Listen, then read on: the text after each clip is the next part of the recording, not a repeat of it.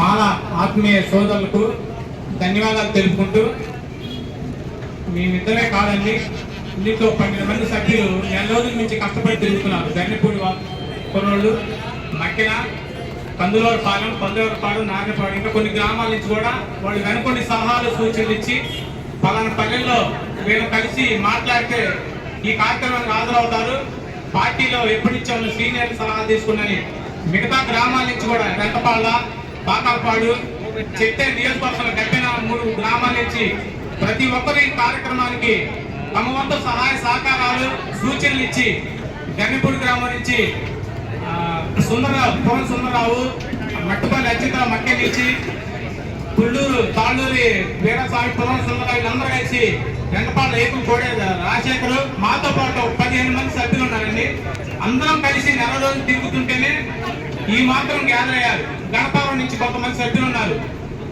మద్దు నాగరాజు, బొలమాల కోడేశ్వరరావు, జూపల్లి బాబు. అంటే ఈ కమిటీ పేర్లు ఎందుకు చెప్తారంటే మిగతా వాళ్ళని వీళ్ళందరూ ఈ ఊరు తిరిగితేనే మన వాళ్ళు గ్యాదర్ అవుతారు, మనలో చైతన్యం వచ్చింది, మనలో ఓటింగ్ శాతం పెంచుకోవచ్చని వీళ్ళందరూ సలహా సూచనలు తీసుకుంటూ వీళ్ళతో పాటు మాజీ ఎంపీటీసీ, జెడ్పీటీసీ, సర్పంచ్ సలహా తీసుకుంటూ అసలు ఈ కార్యక్రమం ఇట్లా చేయాలని మాకు నిర్ణయించింది కన్నా లక్ష్మీనారాయణ గారు. ఎందుకంటే వైసీపీలోనే మాలలు ఎక్కువ ఉన్నారనే నానుడి వాళ్ళలో ఉంటుంది, టీడీపీలో కూడా మాలలు ఎక్కువ ఉన్నారు.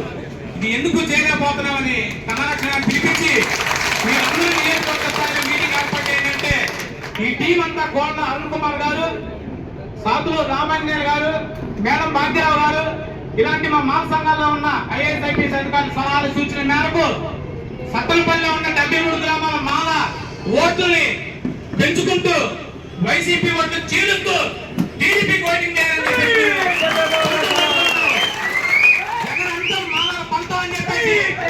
ఈ సభను తెలియజేసుకుంటూ 4 మండల ప్రెసిడెంట్ గారికి ఒకటే విన్నవించుకున్నాం. సలహా మాలపల్లెలో మీరు మాతో పాటు మాకు సంబంధం లేకుండా తిరిగి ఓటింగ్ శాతం పెంచండి.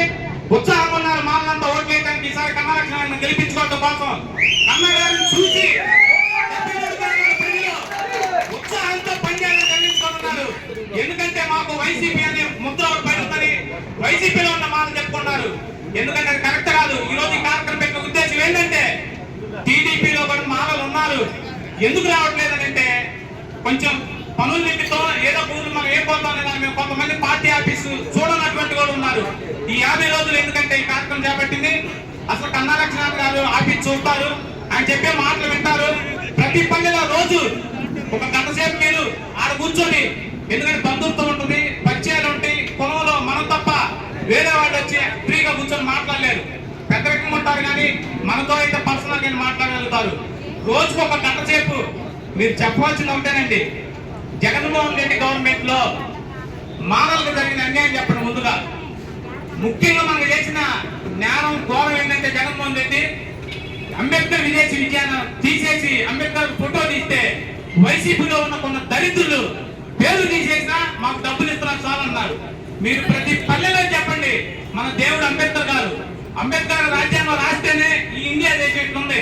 అటువంటి వ్యక్తి ఫోటో తీసేసి ఈ రోజు జగన్మోహన్ రెడ్డి మానల్ని ముద్దులు పెట్టి దళితులకు మేనమావని చెప్పుకుంటూ ఏం చేశాడంటే దళితుల ఆస్తులు లాక్కున్నాడు. మేనమావ అంటే సహజంగా తల్లిదండ్రులు పోయిన తర్వాత ఆ కుటుంబానికి పెద్ద దిక్కుగా ఉండి ఆస్తి భద్రత, కుటుంబ భద్రత, భరోసా ఇస్తారు.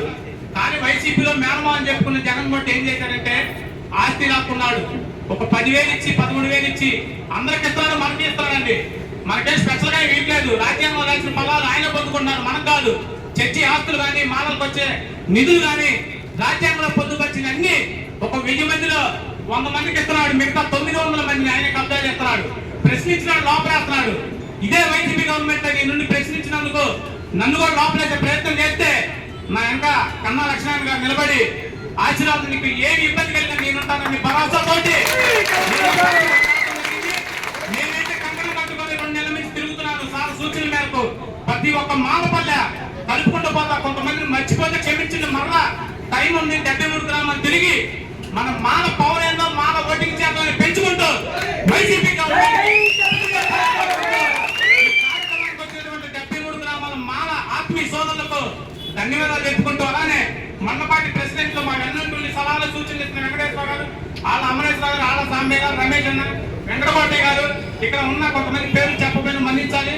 ఈ కట్టమూరు నుంచి మాల్పాటి దావీదు గారు ఇట్లా చేయగలిగే కార్యక్రమం గురించి వివరించారు. ఒకటికి 2-3 సార్లు ప్రతి ఒక్క ఊరు తిరుగుతున్నాము, 1-10 సార్లు ఫోన్లు చేస్తున్నాము. మనం ఇప్పుడు చెప్పుకోవటం కాదు, మీరు వెళ్ళిన తర్వాత మాలల ఆత్మీయ సమావేశం ఎట్లా జరిగింది, మన నాయకులు ఏ విధంగా చెప్పారు, కన్నా లక్ష్మీనారాయణ గారు మనకి ఇచ్చిన భరోసా ఏంటి, వైసీపీ చేసిన మోసం ఏంటి, తీసేసిన పథకాలు ఏంటి, టీడీపీ గవర్నమెంట్ వస్తే మనకు జరిగే న్యాయం ఏంటి, మళ్ళా వైసీపీ గవర్నమెంట్ వస్తే బీటెక్ ఎంటెక్ చదివినుడు కూడా 5,000 వాలంటీర్లు చేయాలని ఇది మాత్రం ముఖ్యంగా తెలుసుకోండి, తెలియపరచండి. ప్రతి ఒక్క గ్రామంలో తెలియపరిచి వాలంటీర్ జాబ్ కావాలా, కన్నా లక్ష్యాన్ని గెలిపించుకొని మనం ఎమ్మెల్యేగా మినిస్టర్గా చేసుకొని మనం సాఫ్ట్వేర్ రంగంలో ఉన్న వాళ్ళు మనం ఎన్నుకోవాలని చెప్పేసి ఆలోచించుకొని మళ్ళా మరి ఒక్కసారి 73 గ్రామాల నుంచి వచ్చిన మాన సోదరులకు ఇప్పుడు క్రమశిక్షణగా ఉన్నాము. కార్యక్రమం అయిపోయినా కూడా భోజనం చేసి సార్ని మీరు కలిసి సేవ దుశాలతో సన్మానించి ప్రతి ఒక్కరు ఎవరు అనౌట్ చేయకుండా నిదానించి సార్ చెప్పే మాటలు విని మన నాయకులు చెప్పే మాటలు కూడా విని కార్యక్రమాన్ని జయప్రదం చేయాల్సిన కోర్చులు ఎక్కడ మనం మచ్చ తెచ్చే వంశం మంది కాదు, బ్రహ్మనాయుడు వంశం మంది. బ్రహ్మనాయుడు గారి దగ్గర మాల కన్నమదాసు వంశం ఉంది.